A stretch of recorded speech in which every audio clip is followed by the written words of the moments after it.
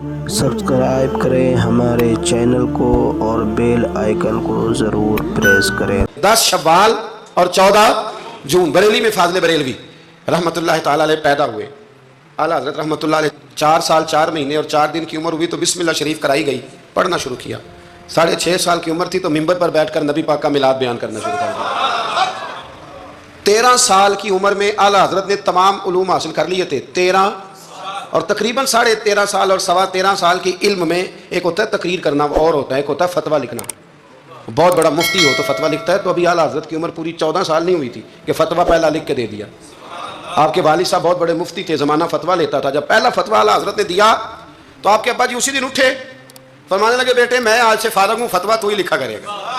اور یہ پتہ ہے بات کیا ہے، لوگوں کو حسد پیدا ہو جاتا ہے، جس میں کوئی خوبی ہو نا اس کی خوبی کا اعتراف کرنا چاہیے، جلنا نہیں چاہیے۔ لوگ جلتے ہیں، داستان سرائی کرتے ہیں، پروگرام بناتے ہیں۔ خوبی ہو تو خوبی کا اعتراف، ہم خوبی کا اعتراف نہیں کرتے، یہ ہمارا نقص ہے۔ اعلیٰ حضرت رحمۃ اللہ علیہ کو اللہ نے کمال دیا۔ اعلیٰ حضرت سے عمر میں بڑے تھے مولانا وسیع احمد صاحب، اور محدث تھے بہت بڑے، پیلی بھیت میں رہتے تھے۔ ان کی اعلیٰ حضرت سے ملاقات ہوئی تو فرمانے لگے بھئی یہ معمولی بندہ نہیں، یہ مجدد ہے اپنے وقت کا۔ حالانکہ وہ محدث تھے، وہ اعلیٰ حضرت سے عمر میں بڑے تھے، انہوں نے مجدد کہا۔ پھر اعلیٰ حضرت نے لکھنا شروع کیا، 1000 کتاب لکھی فاضل بریلوی۔ کتنی پڑھی ہے ویسے ایسا کدی 1000؟ جی بچوں سے میں پوچھتا ہوں، کئی دفعہ پیپر دیکھے آتے ہیں تو میں کہتا ہوں کتابیں ساری پڑھی، کہتے نہیں اپ ٹو ڈیٹ تو تیاری کی تھی، استادوں نے کہا تھا یہ والے باب یاد کر لینا پیپروں میں آ جائیں گے۔ یعنی پوری کتاب جو ہماری ہوتی ہے نا کورس کی، اسکولوں میں بچے وہ بھی ساری پڑھتے، موٹی تیاری ہوتی ہے نا۔ یعنی کتاب پڑھنا بڑا مشکل کام ہے۔ ہمارے ایک بزرگ تھے تو وہ کہا کرتے تھے کتاب بڑی مہنگی ہو گئی، کتاب خریدنی بڑی مشکل ہے، اور خرید کے پڑھنی اس سے مشکل ہے، پڑھ کے سمجھنی اس سے مشکل ہے۔ فرمایا کرتے تھے سمجھ کے عمل کرنا سب سے مشکل ہے، یہ کام ہی بڑا مشکل ہے پڑھنے پڑھانے کا۔ اعلیٰ حضرت نے 1000 کتاب لکھی، اور کس طرح کر کے لکھی کہ دلائل کے انبار لگا دیے، ایک حوالہ نہیں دیا۔ کئی ایسی جگہ ہیں جہاں اعلیٰ حضرت رحمۃ اللہ نے ایک بات کا 100 حوالہ پیش کیا ہے۔ اتنا کمال اللہ نے عطا کیا۔ آپ حج کرنے گئے ہوئے تھے اور سب سے بڑا آپ کا موضوع ہے نبی پاک کی شانیں بیان کرنا، حضور کی عظمت پہ لکھنا بڑا موضوع ہے۔ اپنے موضوع ہوتے ہیں نا، کچھ لوگ فقہ آپ نے فقاہت پہ سب سے زیادہ کام کیا، لیکن جس موضوع پر آپ کا غلبہ رہا وہ رسول اللہ کی محبت کا موضوع ہے، وہ نبی کریم کی محبت کا۔ اور لکھا تو پھر کمال ہی لکھا، پھر کمال لکھا اعلیٰ حضرت، اور حد کر دی۔ مکہ شریف میں تھے، بخار بڑا زیادہ تھا، اور آپ گئے ہوئے تھے حج عمرے کے ارادے سے، تیز بخار تھا۔ تو کسی شخص نے پوچھا نبی پاک کو علم غیب ہے؟ 2 گھنٹے میں علم غیب پر اتنی موٹی کتاب درج فرما دی، 2 گھنٹے میں، اور کوئی لائبریری نہیں، کوئی حوالہ نہیں۔ تو کسی نے کہا یہ کیا ہے؟ فرمانے لگے یہ میرے محبوب سے غلامی کا رشتہ ہے، یہ میرا حضور سے غلامی کا۔ تم پوچھتے جاؤ، میں حضور کی شانیں بتاتا جاؤں گا، میں نبی پاک کے تذکرے کرتا جاؤں۔ اور پھر تعریفیں کس کی حضور کی اولاد کی اصحاب کی نبی پاک کے غلاموں کی ولیوں کی صوفیاء کی۔ علم بڑا تگڑا اللہ نے دیا۔ کسی نے پوچھا تیمم کس مٹی سے جائز ہے؟ تو مٹی کی 80 قسمیں بیان کر دی، مٹی کی 80 قسمیں۔ فرمانے لگے مٹی ایک جیسی نہیں ہوتی، ایک مٹی زمین پہ پڑی ہوتی ہے، کپڑے پہ پڑی ہوتی ہے، کپڑے ایک جیسے نہیں ہوتے، ایک سوتی ہوتا ہے، ایک ریشمی ہوتا ہے، ایک کے اندر مٹی جذب ہوتی ہے، ایک میں جذب نہیں ہوتی، ایک سے دھونے سے جلدی نکل جاتی ہے، ایک سے جلدی نہیں نکلتی۔ 80 قسمیں بتا کے فرمایا اس سے ہو جاتا ہے، اس سے نہیں ہوتا، اس سے ہو جاتا ہے، اس سے۔ اور جواب بڑے شاندار دیتے تھے۔ ایک بندے نے ایک دفعہ پوچھا جی فرض کا درجہ زیادہ کہ سنت کا؟ فرمانے لگے فرض کا۔ تو کہنے لگے پھر سیدھا منہ دھویا کریں، آپ وضو میں پہلے ہاتھ دھوتے ہیں، پھر کلی کرتے ہیں، پھر ناک میں پانی ڈالتے ہیں، تو منہ فرض تو منہ دھونا ہے پہلے، ہاتھ دھونا بھی وضو میں سنت ہے، ناک میں پانی ڈالنا بھی سنت ہے، کلی کرنا بھی۔ تو آپ نے تو پہلے 3 سنتیں ادا کی پھر وضو۔ فرمانے لگے ٹھیک تم نے کہا ہے، پر تم پتہ نہیں نا تمہیں کہ یہ میرے رسول اللہ کی سنت کی برکت کتنی ہے۔ شریعت حکم دیتی ہے کہ پانی معتدل ہونا چاہیے وضو کرنے کے لیے، نہ زیادہ ٹھنڈا ہو نہ زیادہ گرم ہو، زیادہ گرم ہو تو منہ جل جاتا ہے۔ اور شریعت حکم دیتی ہے کہ پانی بد ذائقہ نہیں ہونا چاہیے، اور حکم دیتی ہے کہ بدبو والا نہیں ہونا چاہیے۔ فرمایا اس لیے ہمارے نبی نے پہلے ہمیں 3 سنتیں دیں کہ ٹوٹی کے نیچے نا ہاتھ کر کے دیکھ لو پانی زیادہ گرم تو نہیں، اور کہیں منہ نہ جلا لینا۔ اور پھر ہمارے نبی نے ہمیں سنت دے کے بتایا کہ منہ میں ڈال کے دیکھ لو بد ذائقہ تو نہیں، پھر کہا ناک میں ڈال کے دیکھ لو کہ اس سے بو تو نہیں آتی۔ فرمایا مصطفیٰ نے کہا میری 3 سنتیں ادا کر کے اب چہرے پہ پانی ڈالو گے تو فرض ادا کرنے کا مزہ آ جائے گا۔ اعلیٰ حضرت کو اللہ نے وہ کمال دیا، ملک سخن کی شاہی، تم کو رضا مسلم، جس سمت آ گئے ہو سکے بٹھا دیے۔ باتیں بہت ساری ہیں، کچھ خالص علمی ہوتی ہیں، کچھ بڑے علم بھی ہوتا ہے اور اس میں لطف بھی ہوتا ہے۔ تو ایک لطف والی بات ہے، آپ کو سناتا ہوں. علماء میں نا ایک مسئلے میں اختلاف ہے. خیر اب تو علماء میں مسئلے میں اختلاف ہو تو جاہل چھلانگ لگا کے اندر آ جاتے ہیں. کہتے تو ان کی پتہ نہیں پوچھو. علماء میں اکثر مسائل میں اختلاف رائے ہو جاتا تھا اور ہے آج بھی. امام شافعی اور امام مالک کا اختلاف کوئی نہیں تو کیا گالیاں دینی شروع کر دیں گے لوگ؟ اختلاف رائے علماء کے اندر ہو جاتا ہے. تو اختلاف رائے ہے علماء کے ایک مسئلے کے اندر، وہ کیا ہے؟ اور فقہی مسائل میں اختلاف ہوتا ہے، عقیدے میں اختلاف نہیں ہوتا. یہ یاد رکھ لیں، جو عقیدہ ہوتا ہے وہ عقیدہ ہوتا ہے. جو محبوب کی غلامی کی بات ہے وہ نبی پاک کی، اس میں کوئی بات دوسری ہوتی نہیں. بہرحال اعلیٰ حضرت کا فتویٰ یہ ہے کہ جمعے کی جو دوسری اذان ہے نا وہ بعض مسجدوں میں خطیب کے سامنے پڑھی جاتی ہے، یعنی خطیب کے بالکل سامنے بندہ کھڑا ہو کے نا جمعے کی دوسری اذان. اعلیٰ حضرت کا فتویٰ نہیں، باہر دروازے پہ پڑھو، مسجد کے دروازے پہ جو یہاں پڑھتا ہے اذان اس کی بھی ہو جاتی ہے. یہ ایک فقہی مسئلہ ہے، اس میں اختلاف رائے ہو سکتا ہے. اعلیٰ حضرت رحمۃ اللہ علیہ کے خلیفہ رہتے تھے جبل پور میں. فاضل بریلوی جبل پور گئے ان کی دعوت پر، وہاں آپ نے جمعہ پڑھایا تو ایک بندے نے نا آپ کو چٹ دے دی کہ حضرت صاحب جمعے والے دن جمعے کی دوسری اذان ہے وہ کہاں پڑھنی چاہیے؟ تو اعلیٰ حضرت فرمانے لگے کہ باہر دروازے پہ پڑھو جمعے کی دوسری اذان. وہاں کچھ اپنے ہی نظریے کے لوگ تھے، اپنے ہی تیر کھا کے جو دیکھا کمی گاہ کی طرف تو اپنے ہی دوستوں سے ملاقات ہو. غیروں کو اتنا مسئلہ بھی کوئی نہیں ہوتا، حسد ہمیشہ اپنوں میں ہوتا ہے. تو وہ اپنے ہی لوگ تھے، وہ کہنے لگے جی ہم 50 سال سے دے رہے ہیں اذان، مولوی صاحب نے یہاں کے لڑائی کرا دی ہے کہ اذان باہر پڑھو. انہوں نے نا کچہری میں، اعلیٰ حضرت انگریز کی عدالت کو عدالت نہیں فرماتے تھے، کہتے تھے عدالت تو وہ ہوتی ہے جہاں عدل ہو. یہ کچہریاں ہیں، یہ عدالتیں، وہ عدالت کہتے نہیں تھے، کہتے عدالت کا مطلب ہے عدل والی جگہ. اعلیٰ حضرت کبھی نہیں گئے تھے انگریز کی عدالت میں. تو جب ان سے کہا گیا نا کہ مقدمہ کر دیا کسی نے کہ لو جی ہم 50 سال سے اذان پڑھ رہے ہیں تو انہوں نے نواں فتویٰ دے دیا ہے کہ اذان جو باہر پڑھے، تو اعلیٰ حضرت کو نوٹس آ گیا عدالت سے. آپ کبھی جایا نہیں کرتے تھے. اتفاق کی بات، وہ جو آواز دینے والا تھا نا، جو آواز دیتا تھا فلاں بن فلاں حاضر، وہ اعلیٰ حضرت کا مرید تھا. اعلیٰ حضرت نے اس کو ساری بات سمجھا دی کہ میری باری آئی تو تم نے کرنا کیا ہے. اس نے کہا جی ٹھیک ہے، مسئلہ طے ہو گیا. ہوا یہ کہ جب جج نے کہا نا مولانا احمد رضا ولد نقی علی خان حاضر ہو، ان کی باری آئی تو اردلی کو کہا جج نے، اس نے کیس سارا پہلے اسٹڈی کر لیا، مسلمان تھا جج بھی، اس نے پڑھ لیا کہ دو علماء کے درمیان اختلاف ہے. ایک کہتے ہیں کہ یہاں اذان پڑھنی چاہیے، دوسرے کہتے ہیں کہ اذان باہر پڑھنی چاہیے. تو وہ پتہ کیا کہتا ہے، اس کو سمجھایا ہوا تھا. جج کہنے لگا چلو جی یہ مسئلہ بھی نمٹاؤ. وہ مدعی پارٹی بھی آئی ہوئی تھی، اعلیٰ حضرت نہیں آئے تھے، وہ بڑے خوش تھے کہ وہ نہیں نہ آیا تو ہم جج کو نا تھوڑا سا اس کو ہوا بھریں گے کہ دیکھا نا جی وہ تو آپ کو بھی کچھ نہیں سمجھتا، وہ بات اور خراب ہو جائے گی. پر تو عز من تشاء تو ذل من تشاء، یہ عزتیں ذلتیں یہ اللہ کے ہاتھ میں، یہ رب کریم کے ہاتھ میں. تو انہوں نے نا پوری تیاری، نہیں نہ آیا دیکھنا اور کریں گے. اب وہ اردلی کو جب کہا نا اس آواز دینے والے کو، جج صاحب نے کہ بلاؤ اس کو، اعلیٰ حضرت نے، اس نے پتہ کیا کیا، آواز تو باہر دینی ہوتی ہے نا، وہ جج کے سامنے کرسی کے سامنے کھڑے ہو کے نا کانوں میں انگلیاں لے کے کہنے لگا احمد رضا ولد نقی علی خان حاضر ہو.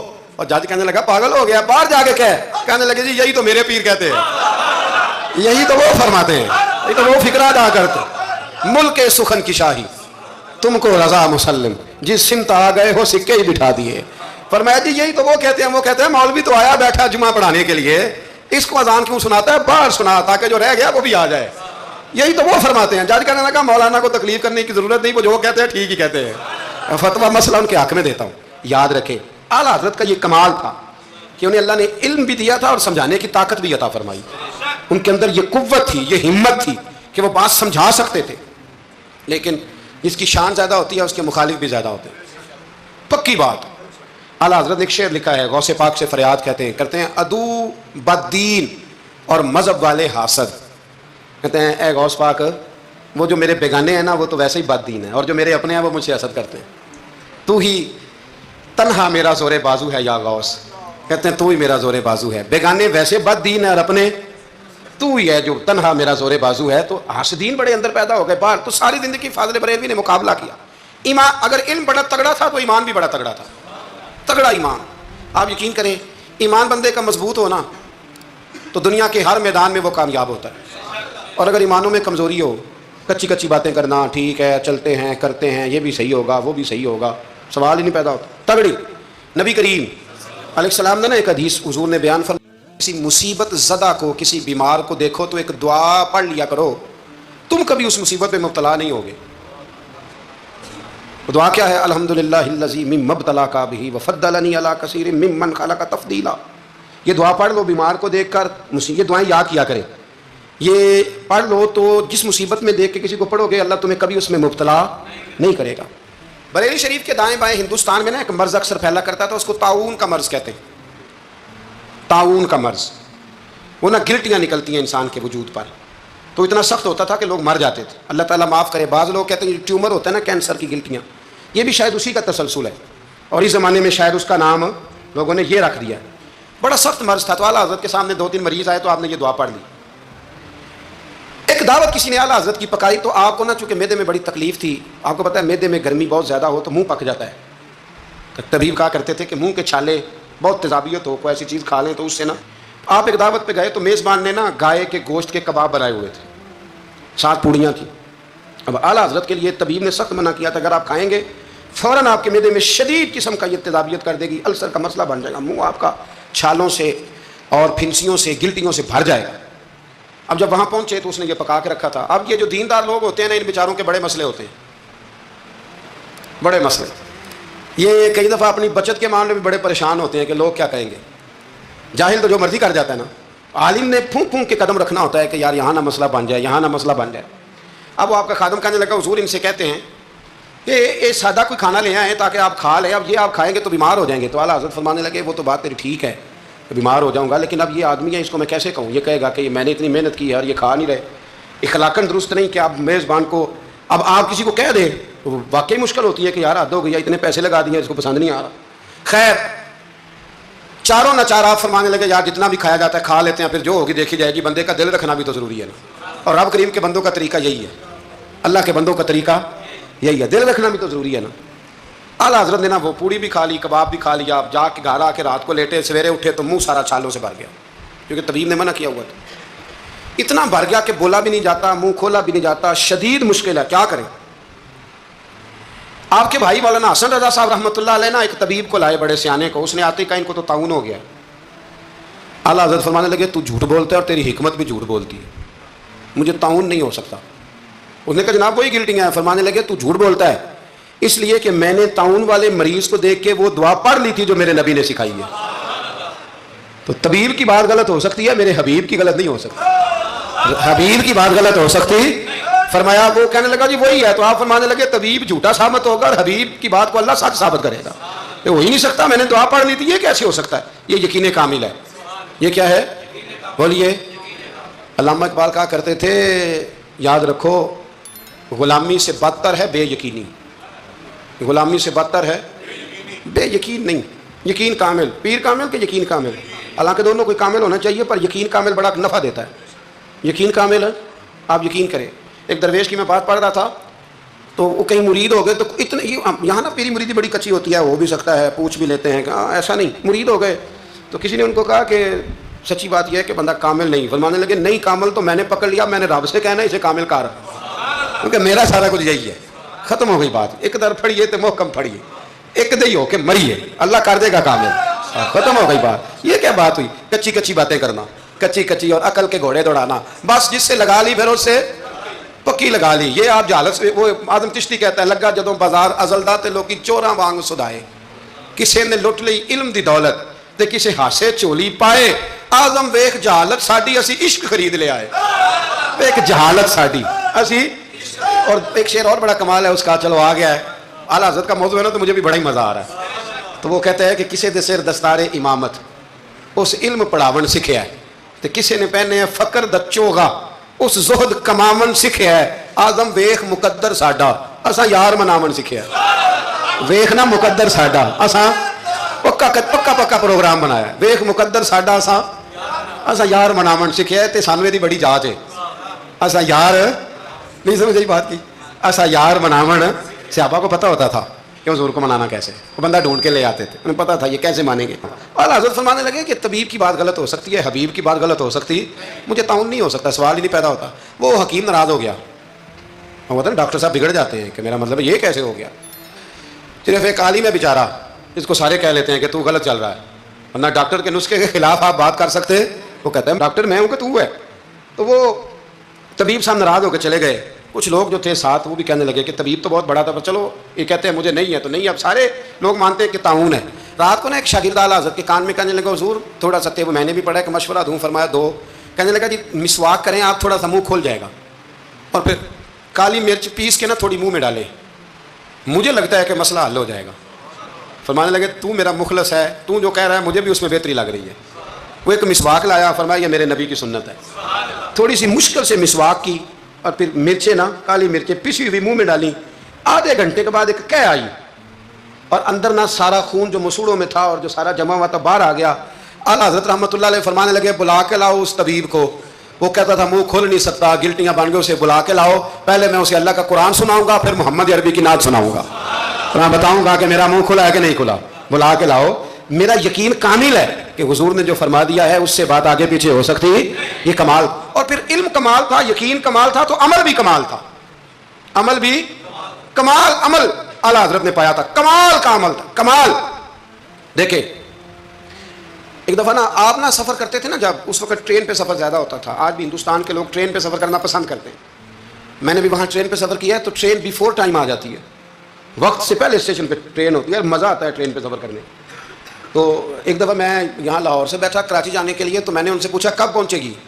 کہتے تسی بیٹھ جاؤ, جدو سارے پہنچیں گے تسی بھی پہنچ جاؤ گے. یعنی ہمارا یہ حال ہے کہ وہ اس نے نا مجھے مطلب اتنا شاندار جواب دیا کہ میں چپ کر گیا. میں کہ گل تو ٹھیک کر دے. کہتے جی ٹائم ہوں تمہیں کیویں دسیے, کیونکہ ٹائم ہے ہی کوئی نہیں, حالات ہی بڑے خراب تھے ان دنوں. کہنے لگا بیٹھ جائیں, جب سارے پہنچیں گے تو آپ بھی. میں کہ چلو ٹھیک ہے, ختم ہو گئی بات. تو ہندوستان میں نا ٹرین کا سفر زیادہ کیا جاتا ہے. اللہ تبارک و تعالیٰ فضل کرے گا, پاکستان کی بھی ہر چیز انشاءاللہ آگے نکل جائے گی ساری دنیا. اس وطن پہ اللہ نے بڑا ہی فضل کرنا ہے. تو سفر تھا. اعلیٰ حضرت کا طریقہ یہ تھا کہ آپ یہ حساب لگاتے تھے کہ نماز کا وقت کہاں آئے گا. تو کوشش فرماتے تھے کہ ٹرین بدلنی پڑے تو بدل لیں, لیکن ایسے ٹائم پہ جا کے ٹرین رکے کہ جہاں نماز نہ رہ جائے. یہ خاص ان کا تقویٰ تھا. بہرحال ایک دفعہ نا اجمیر شریف جا رہے تھے, خواجہ معین الدین اجمیری کے مزار پہ حاضری دیں, سلطان الہند کے مزار پہ اعلیٰ حضرت تشریف لے جا رہے. رستے میں نے ایک جگہ مغرب کا وقت ہوا, ٹرین تھوڑی دیر کے لیے رکی, تو اعلیٰ حضرت فرمانے لگے نیچے اترو بھائی. ساتھ ہی نا پلیٹ فارم پہ صفیں بچ گئیں, چادریں بچ گئیں, مسلے بچ گئے. اعلیٰ حضرت جماعت کرانی شروع کر دی. رابٹ نام تھا اسٹیشن ماسٹر کا. وقت ہو گیا. وہ جو گاڑی کا ڈرائیور تھا وہ مسلمان تھا اور بڑا عقیدت مند تھا. یہ انگریز تھا, انگریزوں کی حکومت تھی. اس کا دل تھا کہ میں بزرگوں کو نماز پڑھ لینے دوں, پر یہ کہنے لگا چل ٹائم ہو گیا, وسل دے. جو بیٹھ گیا بیٹھ گیا, جو رہ گیا رہ گیا. اس نے وسل دیا گاڑی کو. اعلیٰ حضرت نماز پڑھتے رہے. دوسری رکعت سکون سے نماز پڑھی. اب وہ گاڑی کو آگے لے جاتے ہیں, گاڑی آگے جاتی نہیں, آگے لے جاتے ہیں جاتی نہیں. وہ رابٹ جو تھا وہ کہنے لگا اس کو, ڈرائیور کو, چلاتا کیوں نہیں. کہنے لگا چل ہی نہیں رہی, انجن میں مسئلہ ہو گیا ہے. کہنے لگا ذرا پیچھے کرنا. اس نے پیچھے کی تو پیچھے ہونے لگ گئی, آگے کی تو جاتی نہیں. اس کو شک پڑا کہ یہ مسلمان ہے, شاید فیور کر رہا. کہتا تو نیچے اتر, میں بیٹھتا ہوں. وہ بیٹھا, اور وہ آگے کرتا ہے تو گاڑی آگے نہیں جاتی, پیچھے کرتا ہے تو گاڑی پیچھے جاتی ہے. انجینئر کو بلایا, ہر چیز چیک کر لی, پر گاڑی چلتی نہیں. کیسے چلے, ہر مشکل دی کنجی یارو, ہاتھ مرداں دے آئی. یہ کیسے چلے گی, سوال ہی نہیں پیدا ہوتا, چل سکتی نہیں. اب جو اس کو نا تھوڑی سمجھ آئی, پوری سمجھ کے بعد نا دل نرم ہوا. اتر کے نا اعلیٰ حضرت نماز پڑھ رہے تو بیٹھ گیا. غور سے دیکھنے لگا کہ بڑے خشوع سے, وضو سے, عاجزی سے, دل جمی سے اعلیٰ حضرت نماز پڑھ رہے ہیں. شوق سے, ذوق سے, توجہ سے, بڑا متاثر ہوا. نماز مکمل ہوئی نا تو ڈرائیور سے کہنے لگا میں نے بھی ساتھ جانا ہے. وہ بھی گاڑی میں بیٹھ گیا. تو اعلیٰ حضرت سے فرمانے لگا, عرض کرنے لگا حضور یہ کیا تھا سارا کچھ. فرمانے لگا کچھ بھی نہیں, میں رب کی نماز پڑھ رہا تھا, رب نے بندوبست کرا دیا ہے. نماز جو اللہ کی تھی اللہ نے بندوبست کر دیا ہے, اس سے زیادہ میرا کمال کوئی نہیں. کہنے لگا حضرت جی پہلے میں نے اسلام سنا تھا, آج میں نے اسلام دیکھ لیا ہے. آپ مجھے کلمہ پڑھائیں, میں مسلمان ہونا چاہتا ہوں. آپ مجھے کلمہ پڑھائیں, میں مسلمان ہونا چاہتا ہوں. اب مرید, آپ کو پتہ ہے مریدوں کا اپنا ذوق ہوتا ہے. کہنے لگے حضور آپ کی کرامت ہے, آپ کی کرامت ہے کہ ایک انگریز مسلمان ہو گیا. فرمانے لگے بڑے آدمی تھے نا, تو بڑے لوگ چیزیں اپنے کھاتے میں نہیں ڈالا کرتے, وہ ان چیزوں سے نفع لے کے قد نہیں اونچا کرتے. کہا جناب آپ کی کرامت ہے. فرمایا نہیں میری کرامت نہیں, یہ نماز کی برکت ہے. میری کرامت نہیں, یہ نماز کی برکت ہے کہ میں نماز پڑھ رہا تھا, اور نماز کی برکت سے اللہ نے اسے ایمان کی توفیق عطا فرمایا. اعلیٰ حضرت نے اپنی ساری زندگی, ایک شخص نے پوچھا کہ آپ نے ساری زندگی حضور کی نعتیں لکھی ہیں, تو قبر میں جاؤ گے تو کیا کہو گے. کہنے لگے کہوں گا سرور کہوں کہ مالک و مولا کہوں تجھے.